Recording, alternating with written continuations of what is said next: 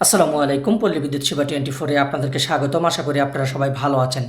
এই যে দেখতে পাচ্ছেন, এটা একটা বিদ্যুতের লাইন। এই বিদ্যুতের লাইনের ওপরে একটি গাছের ডাল ভেঙে পড়ে সেখানে কী পরিমাণ শব্দ হচ্ছে, ভয়াবহ শব্দ হচ্ছে, সেখানে আগুন জ্বলতেছে।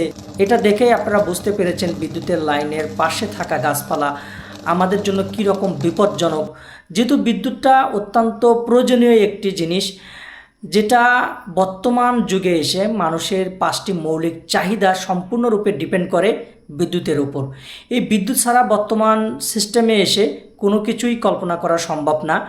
সেই ক্ষেত্রে যেহেতু বিদ্যুৎটা আমাদের মৌলিক চাহিদার একটি অংশ হয়ে দাঁড়িয়েছে, সেই ক্ষেত্রে বিদ্যুৎটা সরবরাহ করা যেমন জরুরি, তেমনই বিদ্যুৎ সরবরাহের কাজে বিদ্যুতের লাইনের পাশে থাকা গাছপালা কাটা, পরিষ্কার করা সেটা অত্যন্ত জরুরি।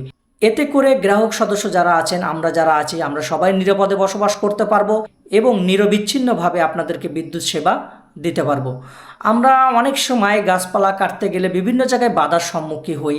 অনেকেই বুঝে আমাদেরকে বাধা দেন, অনেকেই না বুঝে বাধা দেন। আমরা জানি একটা গাছ লাগানোর পর সেই গাছটা যত্ন করে বড় করলে যে ব্যক্তিটা এটা যত্ন করে লাগিয়েছে তার কিন্তু কষ্ট হয় অনেক ডালপালা কাটতে। তারপরও আসলে কি করার, যেহেতু বিদ্যুৎটা আমাদের অত্যন্ত গুরুত্বপূর্ণ একটি বিষয় হয়ে দাঁড়িয়েছে।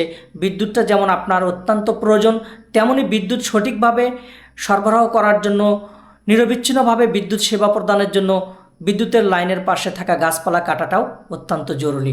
আশা করি আপনারা যারা গ্রাহক সদস্য রয়েছেন, একজন সচেতন নাগরিক হিসেবে বিদ্যুতের লাইনের পাশে থাকা গাছপালা কাটতে আপনারা আমাদেরকে সহযোগিতা করবেন। তো ভিউয়ার্স, আল্লাহ হাফেজ, আসসালামু আলাইকুম।